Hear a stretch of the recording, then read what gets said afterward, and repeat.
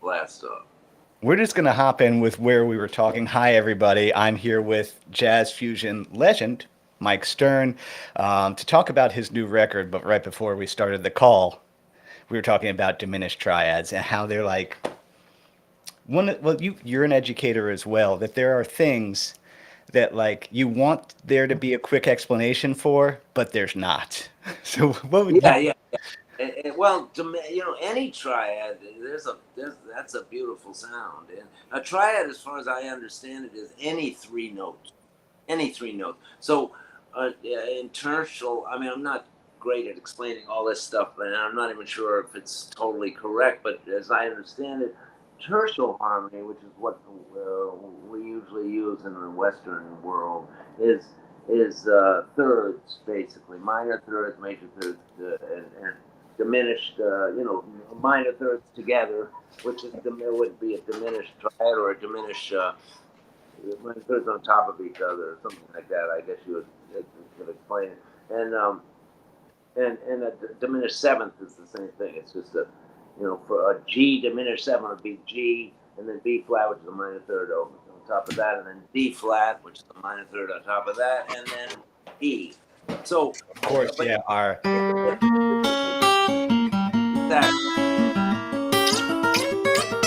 exactly. the old There you Django go. Reinhardt thing, yeah. There you go, brother. And that sounded pretty good. And Thank you, Mike. you can do a whole bunch of it's the way you think about any triad, but the way like in the context of how you use it. You can use a diminished scale, for instance, which is a whole step, half step scale. From if you're using it over a diminished chord, it's whole Yeah. step, half. If you're using it over a kind of an altered scale, using a diminished scale as an altered scale, it's the same notes, but it's half step, whole step from the root. So you have, for instance, G.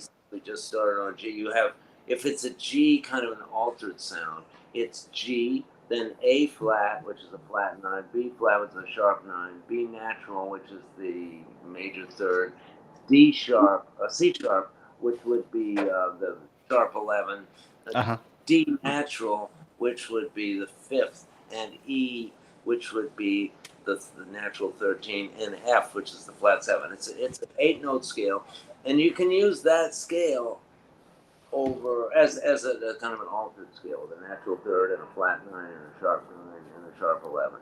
It's Let's not talk like about it's there's not another complete. layer of what you just said that I think would be helpful to talk about, which is like, yeah, you talked about the structure of the scale in terms of what intervals they are. And that, I know for me personally, that's something that, the more I teach, that it always kind of comes back around to those things that Yeah, like, those are the emotional tones basically of yeah, yeah. That's what true. of How how they everything works. how one connect the interval structure, kind of how things connect. And is that what you're talking about? Kind of Yeah, like, because yeah, for me, who's not a terribly fast player at all or a terribly impressive player, I rely so heavily, and obviously it's what I teach, is like, hey, if you really know the different, like what it feels like to hit a sharp four on something and know where yeah, that is, that's like a power. That's like a yeah, real power to totally. hit No, and that. that's for everybody. I mean, I think it's better to play less notes than a lot. I like players that play a lot of notes sometimes, and Oh, one of yeah. my favorite players in the world was Jim Hall, and he did not play a lot of notes, but man, what he played was amazing. And there are times when uh, uh, I have to. It's kind of a double-edged sword to be able to have some dexterity, but sometimes you have to pull back on that, Hmm. and play less and say more, and I always try to combine that on a record. For instance, on this new record, there's some Which is what we're here for. Yeah. yeah, there's some chops on this record from everybody, from Chris Potter, who's the saxophone player, from Christian McBride, who plays little solo, a couple solos, great soloist, obviously, amazing technique on the upright bass and the electric bass, and Well, the list of the musicians is just Christian McBride on bass, Chris Potter, amazing tenor saxophone Amazing. player. And he plays alto, and he plays them all, but he played tenor on this one, on this record. Um, Antonio Sanchez, phenomenal drummer, and my wife played some goni, which is an African instrument. So Yeah, yeah, yeah. some Is that on the drums. first track, if I'm not mistaken? Yeah, it's on the Yep. first track and a few other places on the record, just a little smattering of that. And she we're on the road together all the time now. It's really awesome. She plays No, some I goni. like watching the clips of you guys playing outside. Like, those are such Yeah, great clips. Yeah, just you two take your little rolling cubes and you guys yeah, just run through some stuff outside. I think those are great yeah, clips. I went down a yeah. rabbit hole on YouTube watching those. Yeah, she really plays beautifully, and so we've been doing gigs together for the last couple of years now. You know, for a while she had her own band, and I had my own, and we were apart for more than we wanted to be. We're married for like 45 years Oh, now, wow. yeah, it's almost that long, and it's just we got lucky. It's a great hookup, the two of us. So she we're playing together all the time, and she is on this record just playing goni a little bit. Jim Beard is playing the piano on this record, and he produced it. And That's, unfortunately, he passed away a few months ago. yeah, I'm Uh, sorry. yeah, that was hard. I mean, he was such a great cat, and we were good friends, really good friends, and worked together a lot. He helped me with most of my records. Him and another great cat, Hiram Bullock, the first Hmm. record. I always need somebody to help me big time with records. Otherwise, I'd never leave the studio. Cause, I Yeah, get crazy. which It gets yeah, which that, that's a talking point as well, because a lot of what I do is encouraging people to get out there and get together with people and play music because like it's just having one other person who's on board changes it so much and like totally. I It's know like I have a producer buddy that helps me finish my records. I wouldn't finish a record if not for my buddy Tom Canova. It's the same yeah, thing. Like I got Tom, he yeah, gets me, I get him. There's a lot of love and respect between us. Without him, yeah. nope, wouldn't happen. No It wouldn't way, happen. right? Exactly. So Jim has been so helpful, and he was amazing on this record. And he played a couple solos. This one in particular that's kind of more out than anything I put on a record. It's a cool song, and I can't remember the title right now. It's called.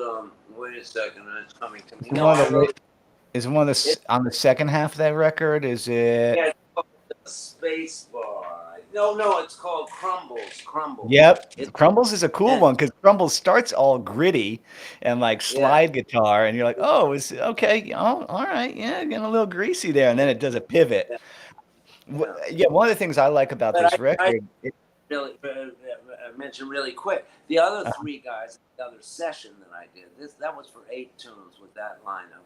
The other uh-huh, session I did with Dennis Chambers, Richard Bona, Jim Beard, and Bob Franceschini on tenor saxophone. okay, So yeah, it was a lot of great people on this yeah, it record. is.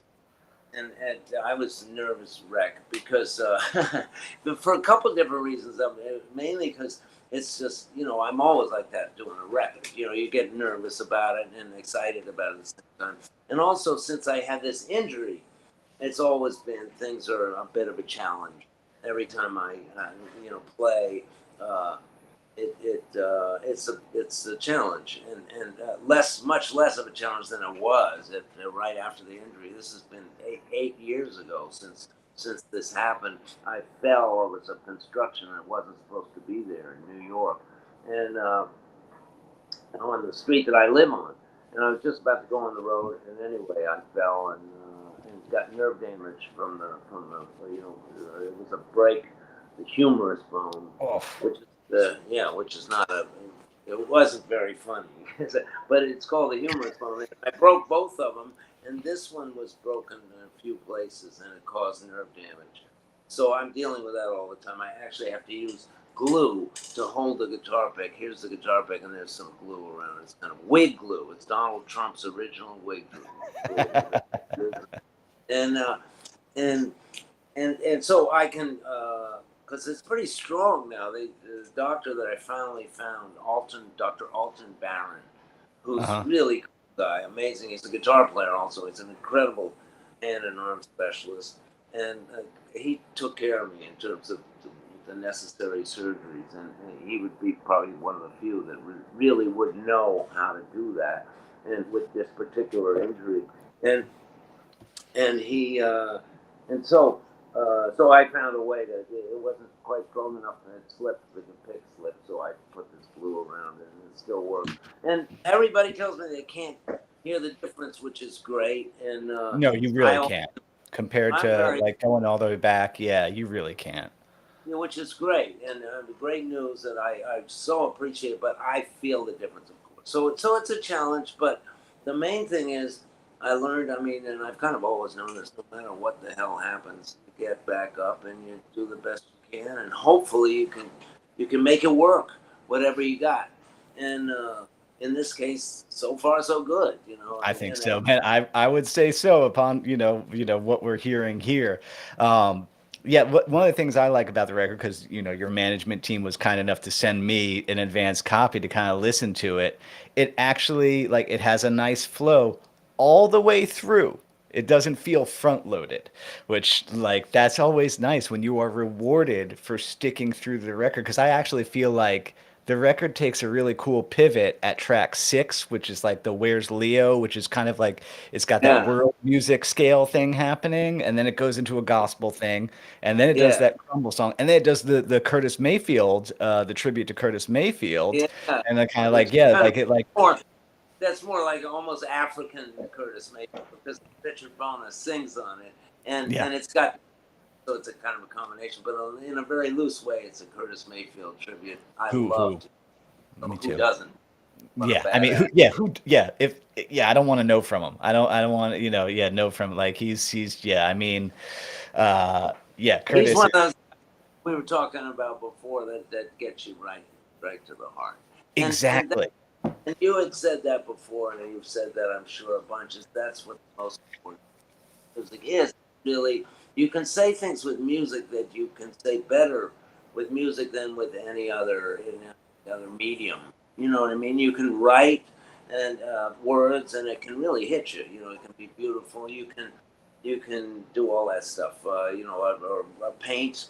Any kind of arts can really get you going. But music has another thing going on that's so strong and can really get your heart, make you cry, make you laugh, make you all that stuff. Yep. And Curtis Mayfield was one of those cats that could really get you right. You At least for me, he just got me right away. It didn't have to take a slide rule out to figure out what he was doing. It was just boom. He just got you. You know what I'm saying? And from that technical level, he had that strange tuning that he used that kind of makes everything that he did a mystery. Yeah, Like yeah, yeah. he tuned everything like on the black keys of the piano, like F sharp tuning, like I something. wasn't aware of that. I Yeah, wasn't even. yeah. It's You a go down. I guess I've gone down a little bit of rabbit hole with that, where yeah, that transcribing people get ready, or we the people who are darker than blue, and realizing, or think from the Superfly soundtrack, and being like, yeah, well, this is how I'm gonna play it, but okay, yeah, that this just doesn't sound like it. And then yeah. Oh, so that's thankfully the internet told me, yeah, it's because he devised his own tuning. He just that's thought it awesome. he just did, again, it's that thing of, he had the music in here, and I guess no one told him how to tune a guitar, so he just walked up to the piano and just was like, I'll tune it to those notes and figure it out from Oh, there. and So so he trippy. used just the black notes Here, so it's just a tonic scale basically, let or me it's see. like Curtis Mayfield yeah, let's, tuning. The tuning was F sharp, A sharp, C sharp. Okay, that's a triad. F yeah. sharp, A, F sharp. A in there. Wow, a Yeah, sharp. yeah. So yeah, so it's almost, looking at it, it's almost a dobro tuning, because it's Oh, almost so it's GB. F sharp. Say that again. F sharp, C sharp. Well, F Was it sharp, A sharp, C A sharp. So sharp? yeah, Like a sharp nine is a natural third and a flat third in there. There's A yeah, natural and and then O. F sharp, A, F sharp again. So yeah, Wow. that. Yeah, Yeah. Cool. yeah, I can see this in Premier Guitar. Oh yeah, and yeah, Oh, of course, I watched your rig rundown with John Bollinger. I love watching John Bollinger talk. I love watching him play. That was from a couple of years ago, but I watched that, and you talked about the glue and the pick to your hand. yeah. Which yeah, we can talk. Let's talk a little bit more, not necessarily about that, but about the concept of frustration and Yeah. how to work with that even before injury, like what was the Yeah. stuff that would like My wife always reminded me, yeah, that I was always saying I suck, I can't play. Because I would be working on something and couldn't get it, and she reminded me, and this was after the injury, and she reminded me that I was saying the same shit before the injury. The same shit. And so frustration is just by itself. It's the challenge by itself. You got to get past. I guess I always had to, and I always tell people that are learning guitar or kind of just friends of mine that obviously we remind each other that you got to get past that. Because there's going to be stuff that's frustrating and it makes you feel like you can't do anything. It's maybe some new stuff that you're learning, and you just got to be patient and do the best you can with it, but stay with it. And be kind of a stubborn with the and just stay with it. I think there's no other way. That's kind of a rule of thumb for life in general. I mean, not to get too oh, we can too go there, we can go there, yeah, but it's true. Like my wife and I have been married now for 45 years, and we've had a bunch of fights over those years, and we've had of disagreements. And course. but you don't give up. I think sometimes I've known some friends of mine that I thought, in my humble opinion, they gave up too soon. You know what I mean? Because then they Right. found themselves in a relationship that didn't work even as well, and they wish they had stayed with the former one. But uh, but that's everybody's choice. But I just think the bottom line is just stay with something until you really realize that, look, this is impossible. I gotta try something else. I mean, on the guitar, same thing. If you try something and you try it and it's just say it's not me, it's not gonna feel comfortable. I gotta find another way to do that, and you do it. So, but the main thing is not to let frustration have you give up something. You know Because what I mean? to a certain extent, it's always going to be there. There's a lot about this Yeah. instrument that's stupid. That this is not the smartest thing to do, to have all the tones in front of your body this way Yeah. and this way, and Yeah. you have the wire is that big. Right. When I teach people, I'm always like, yeah, this is a pretty dumb thing. This is a pretty It really stupid is. instrument in many ways. It's not logical at all in that, like a piano, Yeah. which is, and most instruments have one uh, key or yeah, or, one pitch, one thing. It carries one pitch. You know what I mean? There's one middle C. What am I trying to say? Is Yeah, there's yeah, one like yeah, I have my little MIDI keyboard here. Yeah, exact, and there. on guitar there's five middle C's. Yeah, it's like there it is. Yeah, that's Yeah. the way you want that sound. There it is. It's right in front of you. You want the sound, you press the button. Guitar, it's like you want the sound. Okay, well, on which string do you want the sound? Yeah, exactly. And they all sound different, which is kind of a cool thing, but it also Yeah. really is confusing. I mean, it's why guitar players that people say, oh, they can't read so well. It's because it's a lot harder to read guitar. Oh Some yeah. things become easier, certain patterns you can do easier, but overall, it's maze. It can be really confusing. You really got to stick with it to try to kind of know where everything is. You know what I mean? Oh, And absolutely. still get confused as hell on it.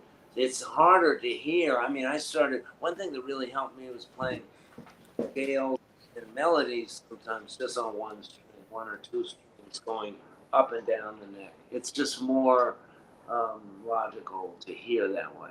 Kind of. It's Yeah, like that becomes more like the pianistic kind of way. It's like you're you can see it, and in position you can do that, but and you have to use position on guitar for any kind of agility or speed but sometimes just playing on one or two strings and there's a lot you can get out of one or two strings, just the E and the B string right. on top. But sometimes that's easier to hear. It's just more logical sometimes. That's a, because again, I know who my subscribers are. Thank you everybody who's here. I see you guys all in the chat. Yeah, yeah, I'm always looking for what's the big picture, what's the simplest way to talk about something, and so that's some good advice you just gave right there. Like, hey, and I always say, for folks who are working on their improv phrasing, common complaint is I don't like my phrasing. I'm like, well, can you play simple like nursery rhyme major pentatonic stuff? Can you hear it and make it come out of the guitar? And I like the idea of maybe even doing that.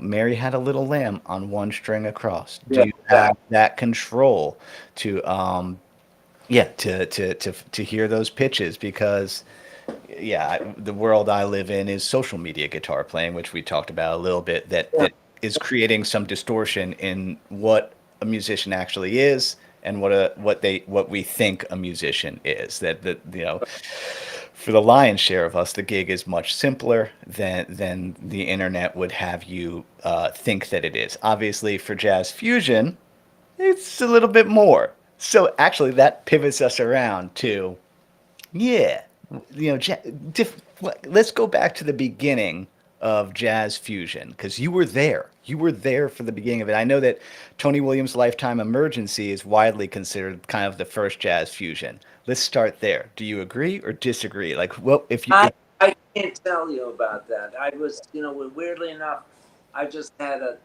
different approach to how I learned whatever I play. Really was into Jeff Beck, of course, and yep. Jimi Hendrix, of Oh course, when yeah, I was growing up, eternally. right? Yeah. And all the blues players and a lot of Motown. I grew up in Washington D.C. and there was always a lot of Motown, a lot of soul music being played on the radio. So I was playing along with the radio. I was playing along with records like Purple Haze. You know what I mean? Yeah, yeah. I mean, samesies, man. Yeah.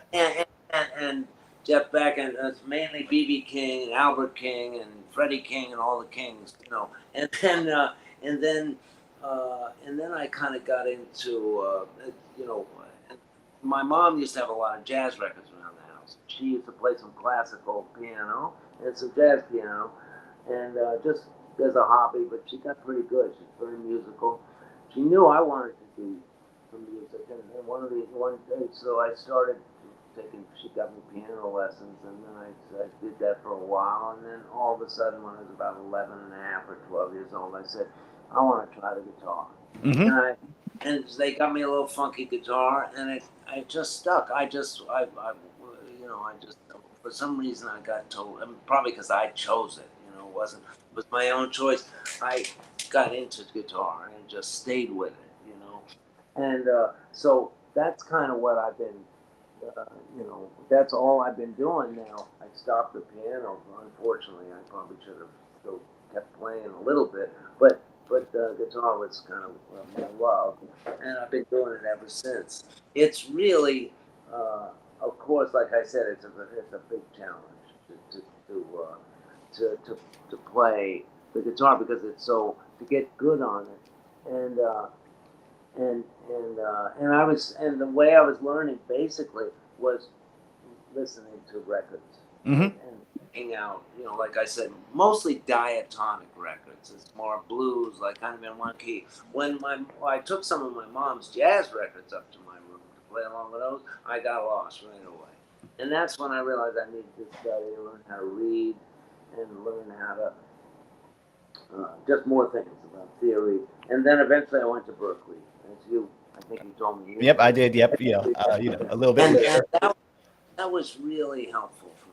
That was, really, I got a lot out of it. I just kind of did what they said to do. I didn't question it. I just did it. And then I had some other teachers that were amazing. Charlie Banach. First of all, I got a chance to study with Pat. He was there. That's right. Pat Metheny was the guy who told you, like, yo, just play a Telecaster, right? Yeah, because you Yeah, were yeah. doing stuff on a jazz box, He and said, Pat was like, yo, that sounds like you when you're on the telly. yeah, and he liked the fact I was playing the jazz box too.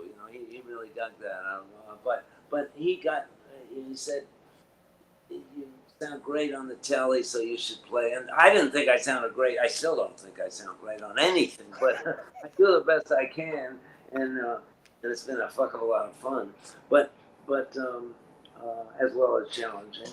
But I just wanted to kind of learn more about jazz. The more I got into it and studying more and understood it and listened to it and transcribed, I transcribed a lot of guitar players, solos. And now for the last 20 years, it's been nothing but horn players, not guitar players, but other horn players. Yeah. But the more I got into it, the more I totally loved it. So I consider myself more of a jazz rocker, like Yeah, you like are.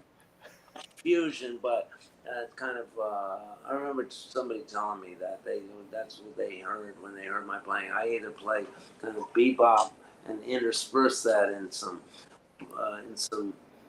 other kind of over a funk kind of groove or something. And would you But, define that that's kind of but like the rock, sound of jazz fusion is basically you have a rock funk rhythm section, but the harmonic material is getting pulled over from bebop?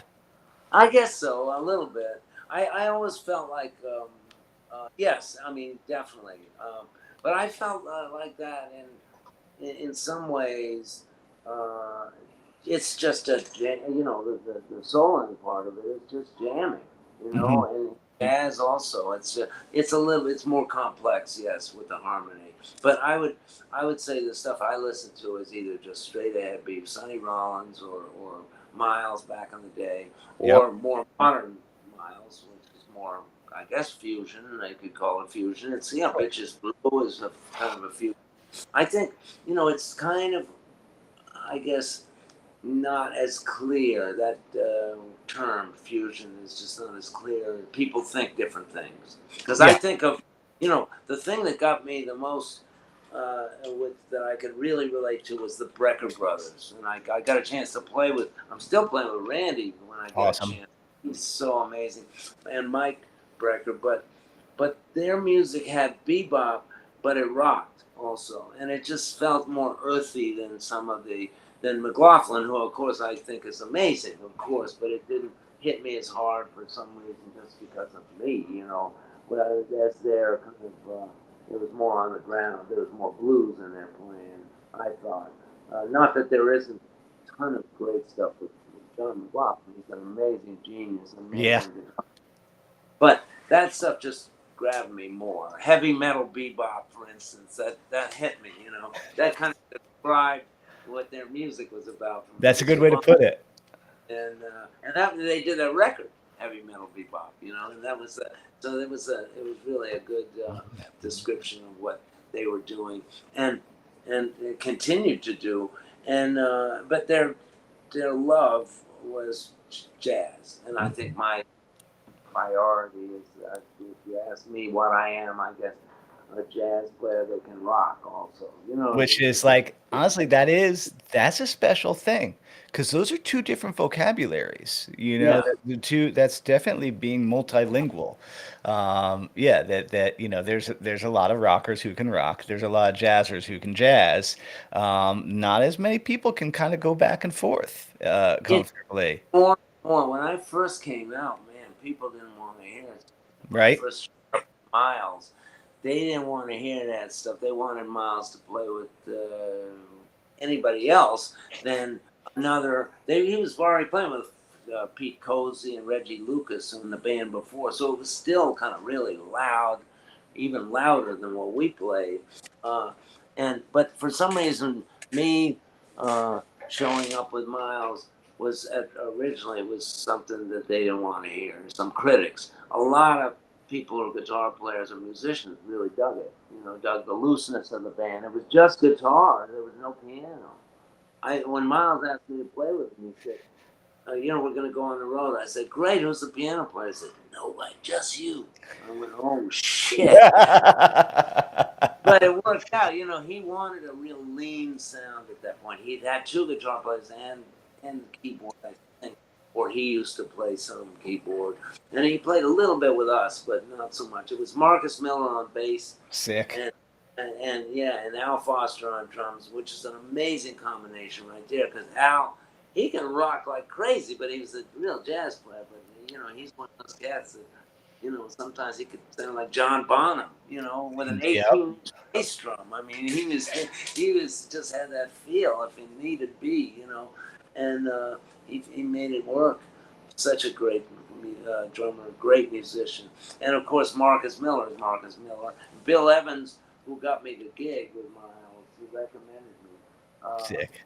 Of course, is an amazing tenor saxophone player and great piano player also, and sings his ass off. He's a very talented cat, and so that was that band. Mino Sinilu joined after the record I played on was the first tune that they put on. It was the last tune recorded, but the first tune they put on the record was a tune called Fat Time.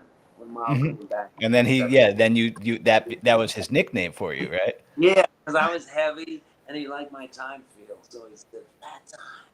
That's how he called me. Then when I That's lost a good weight, nickname, man. Fat Time. yeah, Fat Time. And then I lost weight, and I went, no more Fat Time, because I got sober.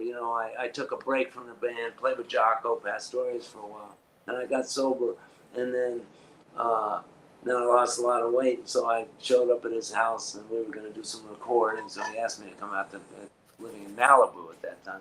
So I went out there from New York, and he looked at me and said, "No more Fat Time."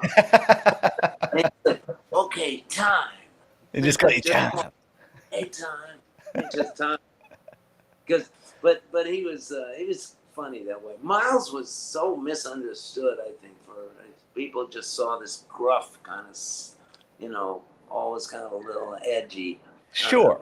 There's plenty of clips of that, which I actually love those clips of Miles just losing it on an audience. Just, were you ever there for any of those? Yeah, he was, sometimes, not so much on an audience, but he would sometimes turn his back or that kind of thing. Because I think it was really because he was shy sometimes. And then somebody wrote about it. So then he said, oh, that's cool. I'll do that more often just because people seem to like that. It was almost like he was, asked to do it. It became part of his persona or something. But he was a lot sweeter than people would think. I mean, he really helped me out when I was trying to get sober. He was often he was trying to pay for a rehab for me. The whole thing. That's a lot of bread.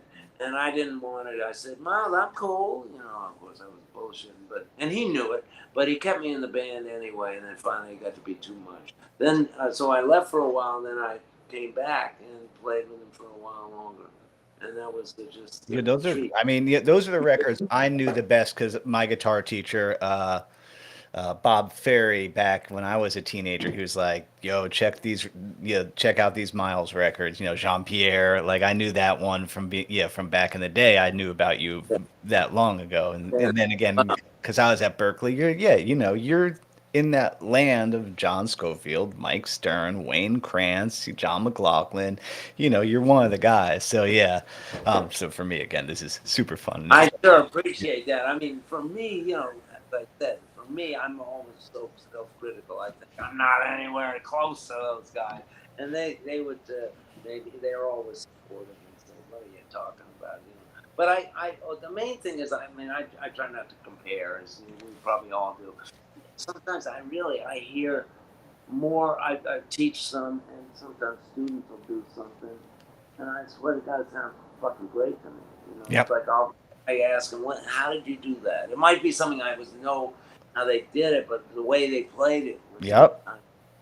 And so, like, you picked up a guitar and just started playing a couple of Diminished. I'm thinking, wow, man, it's nice the way you played it. I guess with fingers, right? Yeah, and I think it was very Diminished. Yeah, you were like, oh yeah, yeah. Yeah. It's cool. It's a simple lick, but it's cool the I way always you're. think of that lick as like that's the old black and white silent movie tying the girl to the train tracks. Yeah, yeah, yeah, Yeah, it's one of those. yeah. Right. But oh, here we got. Let's answer. Let's take this question from Stan. He says, "What are some jazz albums that have really resonated with you, and why? Looking to That, add some albums to my rotation." yeah, yeah. I mean, I don't know if you already have these, but thanks for the question. But Sonny Rollins, saxophone Colossus. You know, um, uh, there's some live Miles stuff where they play straight no chaser, really up tempo, like crazy cannonballs on there, and I'm writing these down too.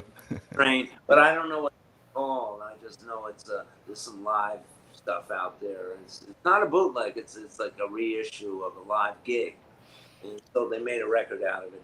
But any of that kind of the live stuff for me, it's really exciting, of course. But any John Coltrane, any Sonny Rollins, any Jim Hall record, any Wes Montgomery record, I love those West are too. yeah, they're all of course amazing, amazing musicians. Sonny Rollins is ridiculous. Yeah, he's a big one for sure. And, Yeah, no I one mean, sounds like that. not only that, he has endless vocabulary, like rhythmically and just line wise. It's incredible, and the way he played everything, the way he played it was just uh, so vocal. And that's one thing that I like on try to get from the guitar. Sometimes they use a processing kind of effects that'll help me get that. I use this kind of it's not a chord, it's a pitch change thing that I use. It gives it more of a vocal quality. For me, I think whatever effects you use or don't use, as long as it makes you play, it makes it easier for you to play your heart out and get inspired Hmm. by yourself. At least it doesn't get in the way of you playing. You know what I mean? So you try Oh to yeah. make it as something that makes you feel as natural as possible and comfortable because there's going to be all kinds of discomfort anyway, trying to get notes out, ideas out, or you're in a room that you're playing and it's boomy and you can't, you know what I mean, and you can't it's hard to hear stuff and blah blah blah, all kinds of challenges. So you may as well get what kind of your basic stuff, what you can bring to the gig, the right amp or amps in my case, because I use Yeah, because you stereo. use the two Fender Twins, and you use Yeah, that. because usually twins. I used to use a couple other amps that were kind of mutts, different amps, but they kind of dissolved over the years, So they're so old. So I started using blackface twins, and uh, and they kind of work pretty Yeah, it's good. pretty infallible. It's a classic, full spectrum clean to work off. And then, yeah, I love this. You use Boss pedals. Yeah, I like Boss pedals. They work for me. Sometimes Exactly. I'll try Exactly. another. There's all kinds of, but if I go too crazy with pedals and with amplifiers, I will go. I won't have enough room in my apartment to put everything in. I won't be able to live there. You know what I Mhm. mean? The pedals will be living in my apartment, and the amount of amplifier. There's too many choices. So finally, I had to say this works, and don't fix it. You know what I mean? And I use this SPX 90 for one patch, which is this harmonizer patch, which Yeah. I keep on. So it sounds kind of like a chorus, but it's a little bit hipper, I Yep. think. It's I its own just kind thing. of, and it seems like it does what I want it to do. The chords are a little bit fatter sounding, especially with a telly, because I like to use the telly style. It's actually a Yamaha guitar that they made me. I was using a telly. Then the Yamaha said they wanted to make a signature guitar for me, so they made me a telly style Yamaha guitar, and Yamaha Pacifica it's called, and it's a Mike Stern guitar. So I said, of course, shit, of course I'd No, love I that. mean Yamaha. We gotta love Yamaha because it's like you need a jet ski, we got you. You need a piano, we got you. You need a Yeah, guitar, they we know. got you. Like, what's what don't they make? Uh, Yeah, you need a bathtub, we got you. Yeah, they they do a lot of different things, but really help me to you know to use something that'll give me a more vocal sound than a mhm. than a through a twin by itself. Yeah, That's a it's just little kind bit. of a twin sounds like a twin. It's a nice sound, but it doesn't yeah, it's kind of a neutral sound. Not warm. It's not particularly warm. So I take a lot of the treble off, and then I have 2 amps. It gives it. It spreads the volume. So as I play sometimes in smaller jazz clubs, and I don't want it to kill the front row. You know what I mean? So you can get a pretty loud kind of sound, especially with this pitch change thing that I use. It still Yeah. can sound big sounding without being too loud. And so most people say I'm one of the softer electric guitar players, weirdly enough, for what I do, for as a jazz rocker, you know, it's especially when I do the rock stuff, it's not overbearing because even in a small place because of the way I hook it Have it up. spread That's out. And kind that is the cool thing to have two Fender Twins, which they're already, that's a 2x12 in one of those, so that's a nice airy sound. And then to have a second one spaced out a little bit, that is a nice, yeah, could make a very it nice. works better. If you use just one with a telly style guitar, it's going to be too, and I like to Mhm. avoid the pick. I play very light, pick Mhm. very light, and I don't want that sound to be too prevalent. Although Mhm. sometimes you want it to be there, you Yeah. want that, but a lot of times I want more legato kind of lines, like Yeah. horn lines that I transcribe all the time and try to get some So, ways yeah, on which guitar. that It could lead helps. to the next question, but here, let's answer this one next. We got one from Robert Villani. He's up the road from me, I know that. Hey, Rob. Rob is asking, how do you think living in New York City has added, or detracted, added to your musicality? I think New York is great in terms of that. There's so many musicians that are For from all over. jazz, it's like, yeah, Yeah, that's the place. yeah, for anything really, for a lot of arts, it is. But certainly for jazz, it's got a lot of stuff going on. It had a lot more back in the day. There was like 100 and Gunther Schuller was a great composer and great big band guy, and once told me I was he was at this recording that I did with this. I got you know fortunate to play with the WDR big band, which was this, and we recorded some stuff. The record hasn't come out yet. It was kind of up to me to say yes to it, and then I was with releasing other records, and the record company said don't put that one out yet. So eventually it'll probably come out. But anyway, it was a big band thing in Germany with a really good German big band, WDR. Cool. Gunther Schuller was there, and we were talking about New York, and he said there used to be 150 and then some jazz clubs in New York. Wow. It was just in Times Square, it was just jazz, and then of course clubs in general, even rock clubs, started just jazz clubs. So there's about 30 now, but at least that's still more than most other cities. Yeah. So it's still got a lot of it's still a capital of for jazz. There's a lot of great players here, and more places to play than most places nowadays.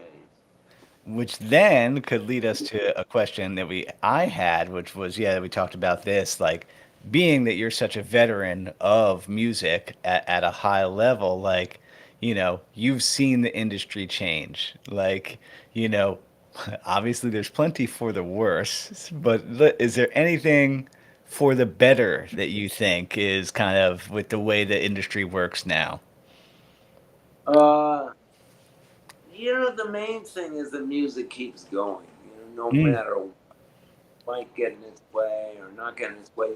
Sometimes YouTube can really help people out in terms of that education thing. It's pretty amazing, um, and can be. I still think the best way to get a teacher, if possible, is to use the YouTube stuff also, but have a teacher one on one if yep. possible. You know what I mean? And do both. Yep. Because there's so cool stuff. I'm sure you teach a lot of great stuff that I would probably think is fantastic for me, even, and other people who've been playing for a long time, or other cats that are just coming up. You know what I mean? So that's great. But in terms of stuff like just Spotify and some of that stuff, Money. and and also it's a little weird in terms of that, in terms of like that part of it. And I was seeing some people talk about. I'm not a real pro with that. I'm glad somebody plays music and I can get my music played someplace. So Yeah. I'm fine with that.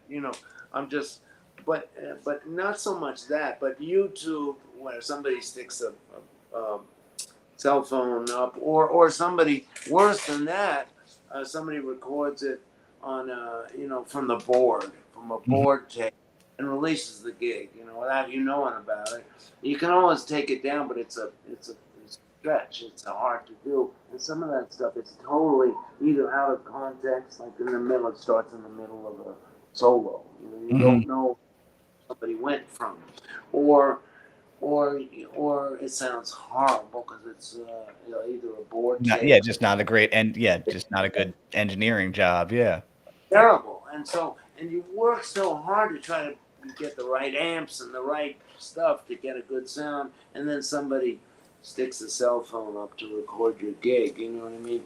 And then all of a sudden it's on YouTube, all over the place, and that's it's not what you want. I mean, at least even back in the day when it was tape, when Mhm. people tape, at least that was tape, and tape had a lot to do with almost mixing things by itself. It Compressive. had a Yeah, certain had kind of compression. a certain kind of compression or a certain kind of warmth that happened for tape. So, and it was not possible to put a tape everywhere on the planet in 2 seconds. You know what I mean? And Yeah, 'cause this, you it's put like, the yeah, button, like yep, yeah, it's right and it there. drives crazy, a lot of people crazy. So there's some things that I actually like that are on YouTube that maybe it was a good night and it was recorded somehow pretty good. But most of the time, I just want I know the feeling. Yeah, because you get that room honk, yeah, like that sound all that. of a Yeah, terrible microphone. not This accurate. is not designed to capture live sound, Right, and and so not only everything's that, kind of it's out of context. You that's don't it. even hear the song sometimes. Somebody sticks their cell phone up, it's halfway through a solo. Yep. You can't tell how you got there. The whole thing is to kind of tell a story with the solo. You try to build it somehow, and you don't hear that a lot of times unless they do the whole gig, and then it's like a drag. They've got the entire gig out there, and probably don't get paid a dime for it. Actually, it's weird that it's the person that does the recording that gets if it gets enough hits. The person that does the recording gets paid. Yep. I mean, Cell phone, the guy that holds the cell phone up that might know nothing about music actually gets paid off of your stuff. So it's just a wacky Wild West aspect of all this. It's hopefully will they'll keep the good stuff and try to tamper down the bad stuff. You know yeah, what I mean? there's pros and cons for sure with the technology that we have. I do think it's really cool how someone with not a lot of money you know, like can record high quality music. The Right. technology is like, and release it on spot. As much as Spotify does not pay people what they should be No, paid at at least all, I you agree can with you. get your music out in a way that you Yeah, never could before, and that's good. However, yeah, totally. getting paid for it. That's something different. That's something different. But you're right. I mean, at the end of the day, I don't have so much of an issue with Spotify as just the people that record stuff that's not supposed to be. Yeah, so bootleggy type, low quality. I mean, well, you Bootleg en masse, a huge amount of bootlegging. That's what it is. That's yeah. what exactly what it is. It's like a million times worse than just bootlegging back in the day. It's just it's just ridiculous. So Do you have a thing you at your need those concerts to tell people. people to not film? When you gig, do you have a like, "Hey, please no cell Impossible, phones"? impossible to do, and you don't want to destroy the vibe of a gig by telling somebody, "Hey, turn your cell phone off." So I've done it a couple of times, and I right, and as a gig goer, I don't mind it if they're like, "Hey, man, like, it's real distracting for the performers to have the whole crowd." with the Yeah, phones up. Like I'm okay with that. Like when I've seen artists, they're like, "Hey, can we just not have that? It's real distracting." yeah, yeah. I'm fine But with it's it. I'm like, really cool. hard. It makes you be in the present.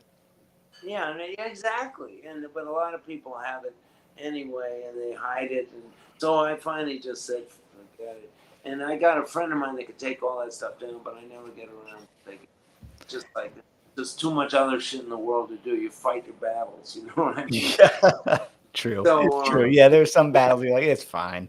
you just say, "Oh well, that's the way it goes." You know, some stuff is really horrible. Somebody will tell me stuff that just sounds god awful. You know, somebody recorded it with, it's a board tape and there's no ambience at all, and it's just not right. You know, and the drums, the tom tom is Got a way ring on it. Yeah. tight. Then maybe I'll do something to take it off, but otherwise you let it You go. just let it kind of go around where it's gonna I go and I, just I hope in general all this stuff with not just with music but with comments, for instance, yeah. comments. At least people should have to put their own name. You know, if they're gonna comment, they should say, "This is from blah blah blah," and this is, you know what I mean. If they're gonna, some people do it, but a lot of times it's hidden under some kind of other. Why do you say that, Mike? What have you gotten some comments that made you feel bad? Of course, all of us do. But that's not so much an issue. There was one thing just recently where I kind of reacted to something because the club I was playing at wasn't supposed to be streaming anything, and they were supposed to be streaming just one night, and they said, "Don't worry," because there were room mics up. There were no room mics. It was just a board tape. Sounded, and then I saw one of them that sounded not good at all. So I said, "Can you just take it down?" And also there were a couple of comments from people that it's very obvious they didn't know what the hell they were talking about anyway. And so it didn't bother me. It's like you hear that all the time. If you go after trolls, it's an endless thing. But uh, the worst part about it, though, is it's like Esperanza Spalding told me this one time. She said it's like when she won that Grammy, the best artist of the year over Justin Bieber. She said it was like a bunch of well wishers and a bunch of people that said, "Oh yeah, how did you do that over just my favorite Justin Bieber?" And both of them are great at what they do, Sure. but it was just a lot of negative, hateful kind of stuff. And she said one of the worst things was it was like snipers. You couldn't identify that didn't even have to put their name up there. And so can't they fix that? I mean, is that too much to ask? Apparently it is because no one's doing it. No one's doing anything about it. So It's it is part of this modern world, of course. well, that I think, some stuff is still the Wild West, and that's one of the few things they could fix in a hot minute. They could just say, if you want to make a comment, have to use your own name. Yeah, you have to use because well, yeah, I think about this. Obviously, most people who interact on my channel are overwhelmingly positive, kind, smart people, like the Right. And people here no, today. I get Um, this. and there's I get always a going to lot. be a negativity bias that we all have. Where like the one that you're like, oh, what a jerk. And you'll just grab that one and you'll stick with it. You'll be like, oh, I can't Right. believe they. But my observation has kind of always been this: the worst kind of comments are always one of two type of variety. There's the know it all, and then there's the know nothing. And both Yeah. of those type of human beings, if unchecked, can say some really annoying Dumb shit. things. Yeah. There's the comments that will start with, well, actually, you're like, oh, here we go.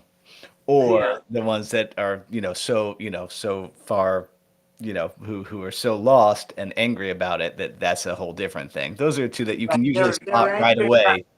they're angry about something else and they take it out on Yeah, I'll never but understand the desire to go around the world and just yeah. kind of put little turds out there for people to Yeah. step in. Like, It's my just goodness. it's just people that are pissed off, but and have nothing better to do, and it's kind of a sad situation. But at least they should put their own. I don't know what's the problem with that. Putting your own name, going if you really feel so strongly as to say one thing one way or the other, put your own name. I get mostly positive Yeah, stuff. of course. But So I, we remember the rude ones. We do. yeah, yeah, of course. I would rather have none and just come to Do the my thing. gig. Yeah, let me just Maybe do my tell me in thing. person. Maybe tell me in person it sounded good. That kind of thing. That means a fuck a lot to me. It's And the anonymity of it. That's why. Here, let's take this question. Michael is asking, we both studied with Charlie Bonacos. Can you tell us how influential he was to your career? amazingly to just my playing. Career wise, uh, I don't know if it was any direct. Of course, you get better when you find a teacher that can show you a bunch of stuff. So in that regard, it helped everything.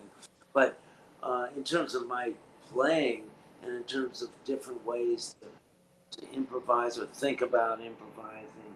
Uh, he was incredible, and incredible. I had so many different ways of teaching certain things and about theory and about improvising, and then just kind of inspiring uh, people because he was such a positive guy. And yeah, man, let's cook. He would always That's what like, you want. Yeah, yeah, yeah, you want the teacher to kind of be like the coach. Like, yeah, man, let's do it. yeah, and he was so like that, an amazing player, but he just because of the same kind of thing, the YouTube thing. Even though it was before him, he'd go to a jazz club and somebody would be talking real loud in the front table, be playing. It drove him crazy. So he didn't. He just decided he'd rather teach, and that's all he did was teach. He didn't play out much. Hmm. Phenomenal musician, phenomenal player. I wish he played more so people could have heard him more. But as a teacher, he left so much great stuff.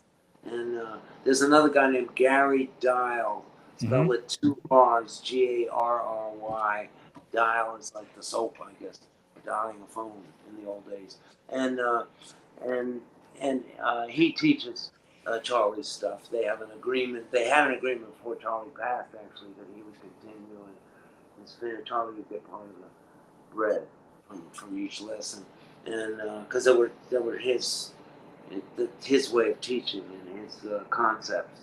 And anyway, Charlie was amazing, Awesome. amazing, and I still am trying to figure out I mean, half I the. remember all my teachers. It's the same thing. Like, yeah, Yeah. when you're a student of music, the good teachers and the bad teachers, you learn something from all of them, really. Like every one of them, every one of them, every bandmate I've ever had. Yeah, you learn from everybody. You learn from, honestly, you even learn from some YouTube comments. To be fair, sometimes when you get called out, like there have been times I had to be like, you know what? Yeah, yep, okay, Oh yeah. I want to You be can defensive learn. about this for a second, but yeah, Yeah. You can yeah, learn from every kind of criticism, but where it used to be in a paper, a newspaper, they put their names. They have to put their names. They uh-huh. don't donkey poop or something like that. .com. They Yeah. they have their name, and And that's why, yeah, it's just, yeah, par they for the gotta course. stand by their word. And so it's really chicken shit to do something else. But it's cool. Like we say, we fight your battles, and that's not a big. And I also find sometimes if I'm offended by something like that, there might be a shred of truth in there Totally. that I Most have to be most like, all right, let me just entertain it for a second.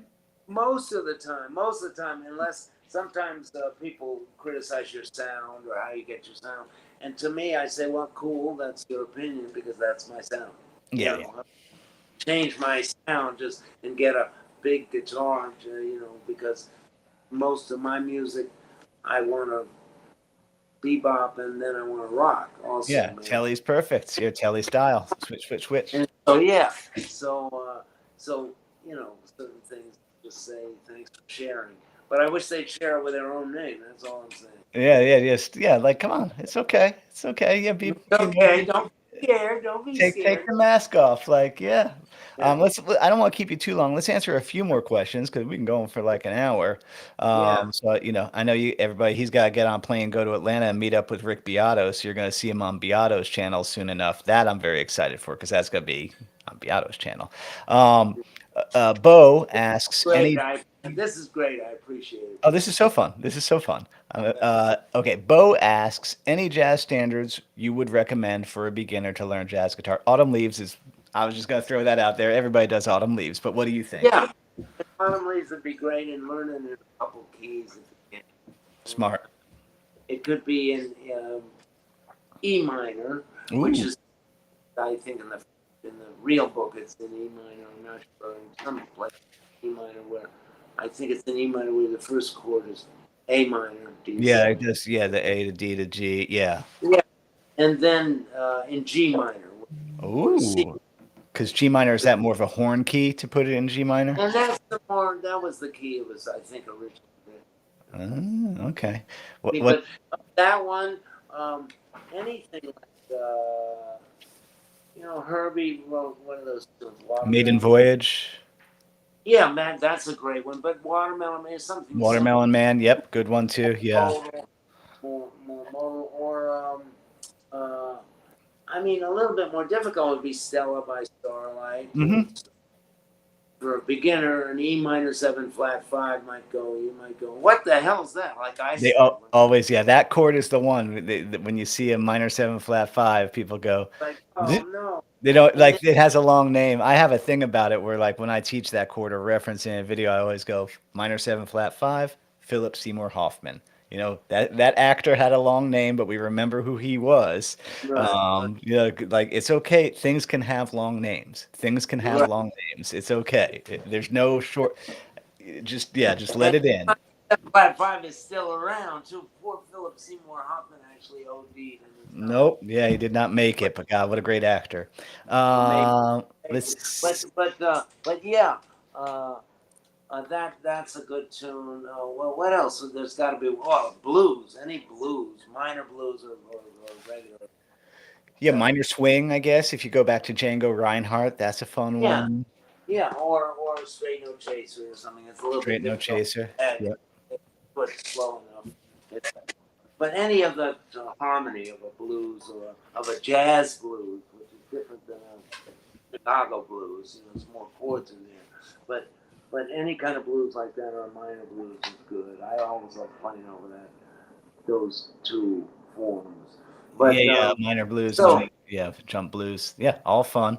it's a lot. It's Let's let's see. We got Mac is asking, do you tour overseas most of the time? When's your next time to North Carolina, my state?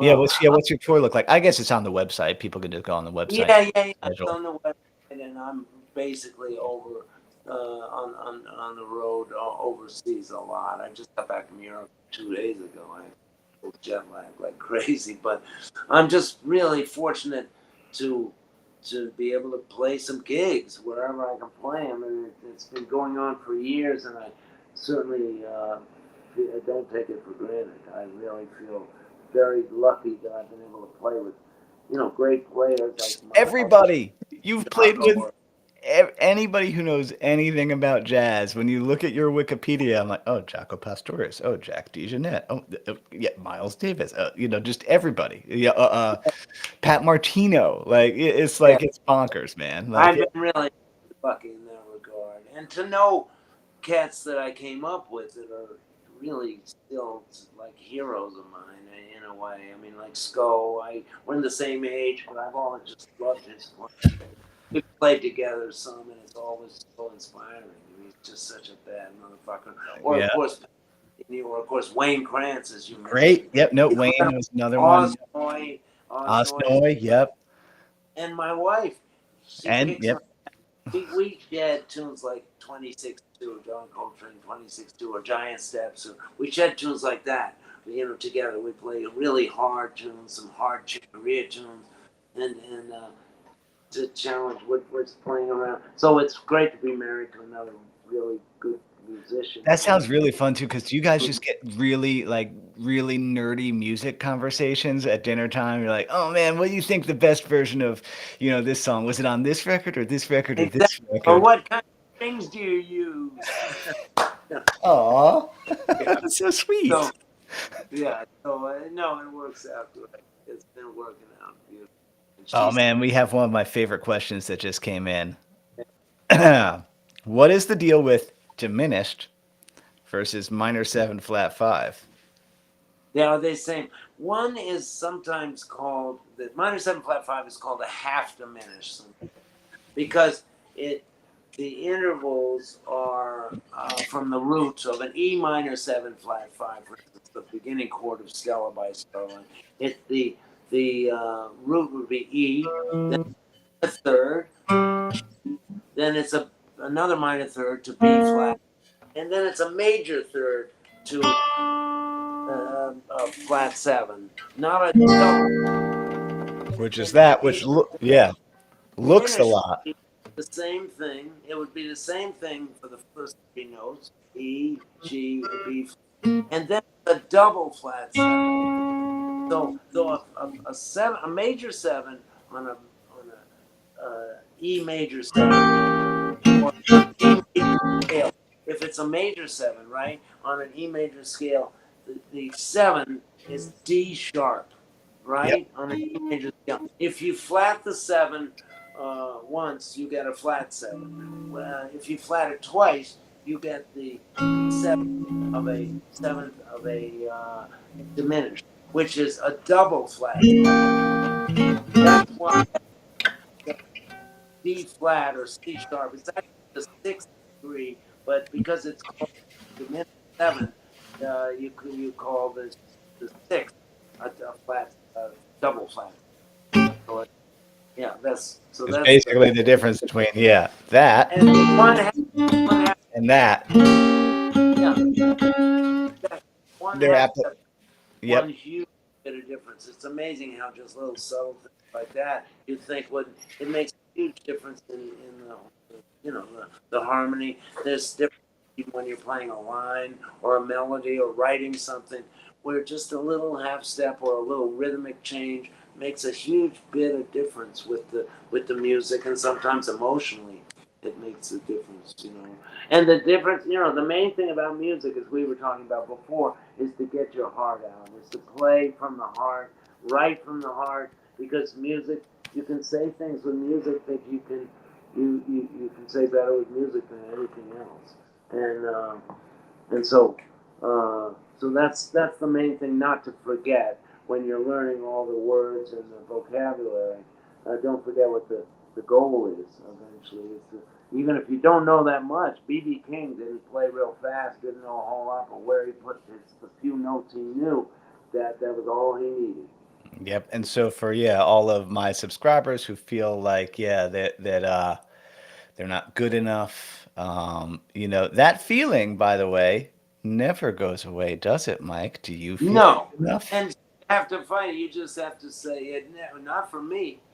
You just have to keep going and just say thanks for sharing. If that voice shows up in your head saying you're not good It's a enough, great way to put it because it doesn't go away. That's not the way our brains work. You can't turn a thought off. You can only be like, okay, anyway, I'm going to continue doing this thing that's you, fun, you just despite, keep going, and more, and mostly it's incredibly rewarding.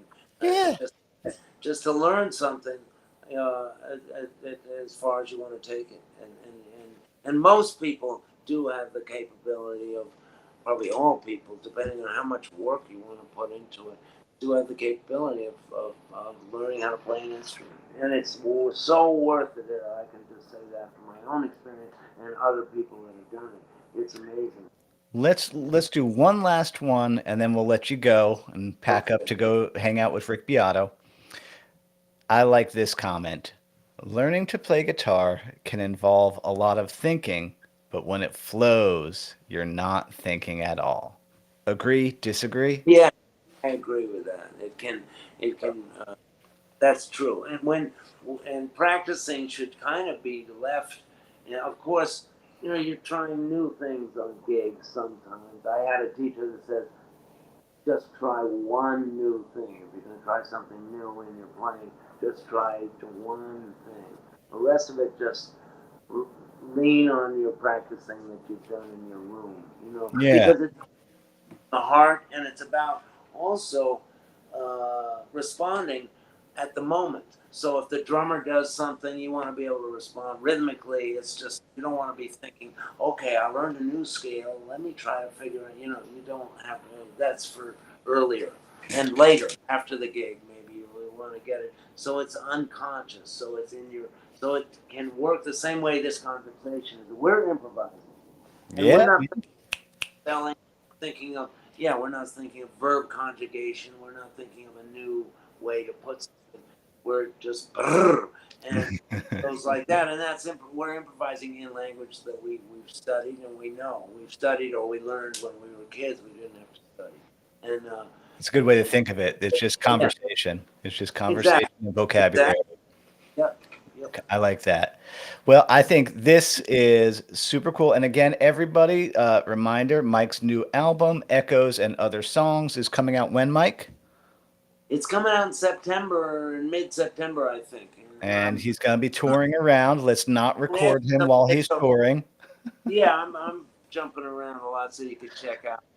We're going to see him more and more. I know you're going to be on Beato's channel. You got any other interviews or things coming up? Premier Guitar, anything like that?